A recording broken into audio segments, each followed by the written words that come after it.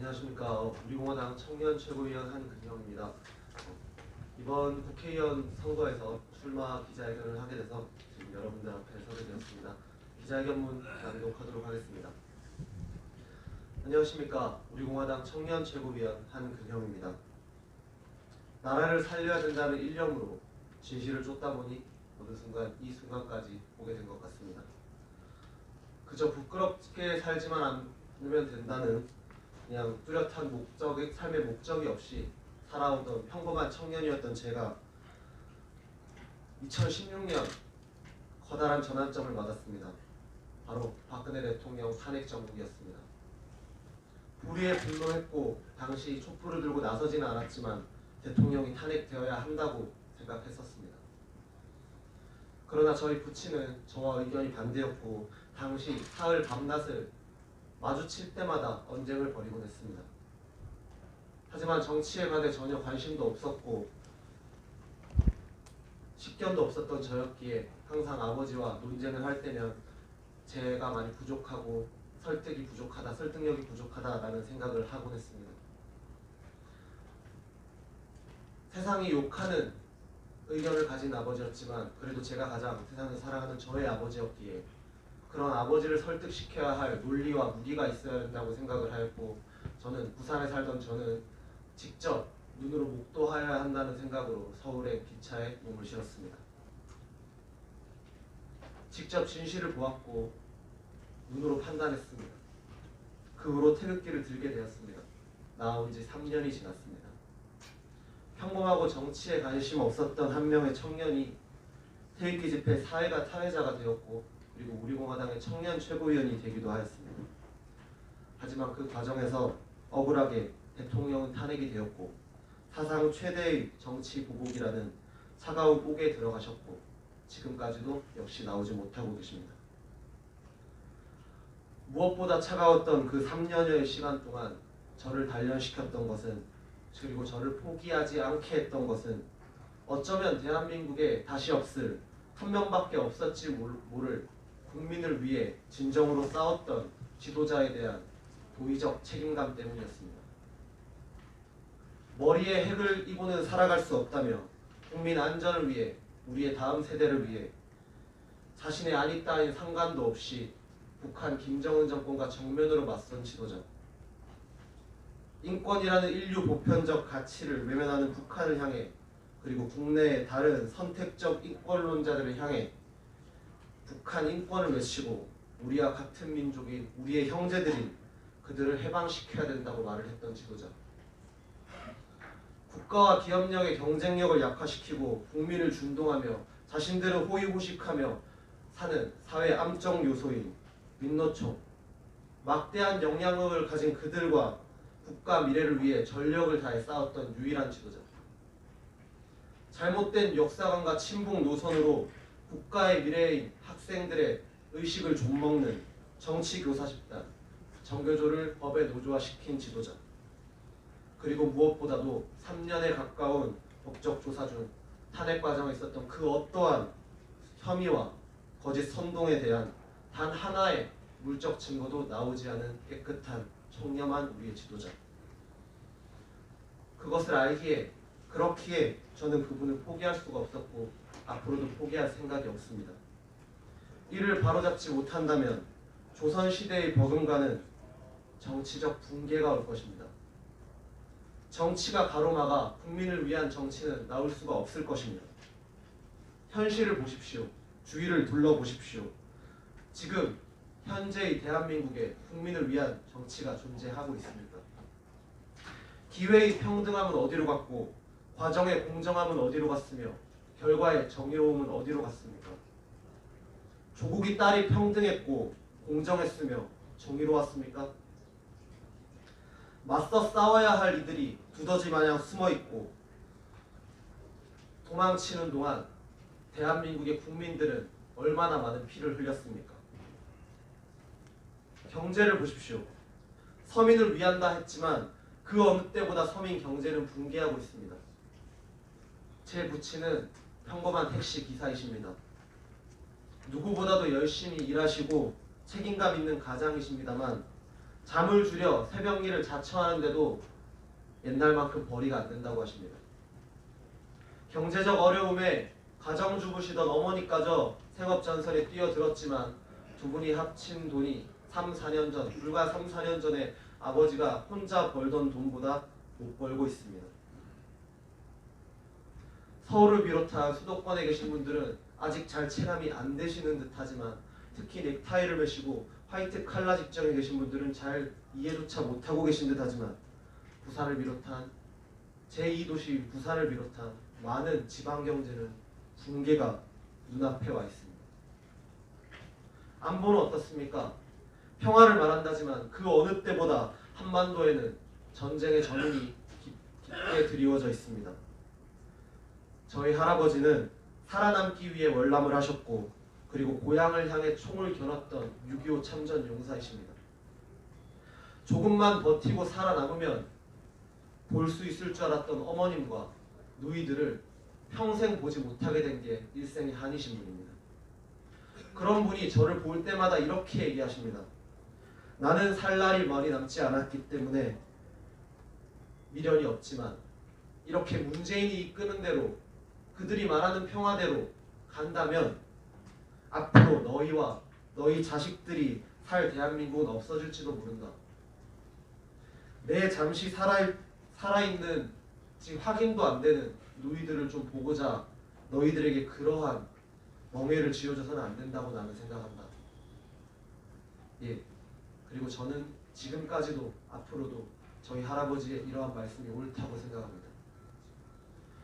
그리하여 저는 이 모든 불의와 이 모든 비정상과 싸우려고 합니다. 누군가는 무모한 도전이라며 불가능한 일이라며 혀를 찰지도 모릅니다. 하지만 그러한 비난을 듣더라도 이기기 힘든 싸움이란 걸 알더라도 저에게는 세상에 던져야 하는 메시지가 있습니다. 우리 자신을 지키기 위해 우리가 사랑하는 이들을 지키기 위해서는 숨지 말고 싸워야 한다는 것을, 우리가 침묵하고 외면하면 우리가 살아가야 하는 세상이, 우리 아이들이 살아갈 세상이 도적대들에게 약탈당한다는 것을, 우리 스스로가 분별력을 가지고 싸우지 않으면 우리를 위한 세상은 결코 오지 않는다는 것을 저는 세상에 꼭 말해야겠습니다.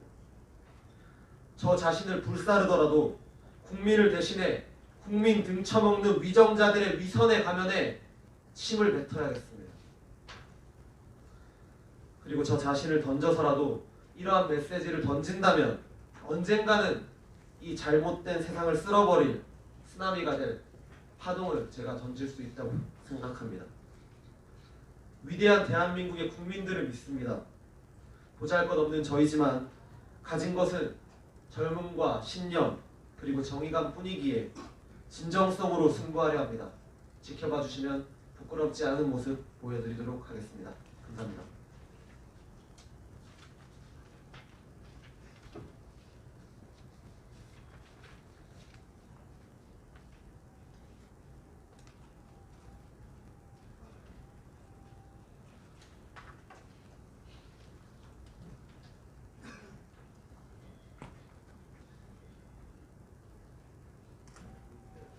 반갑습니다.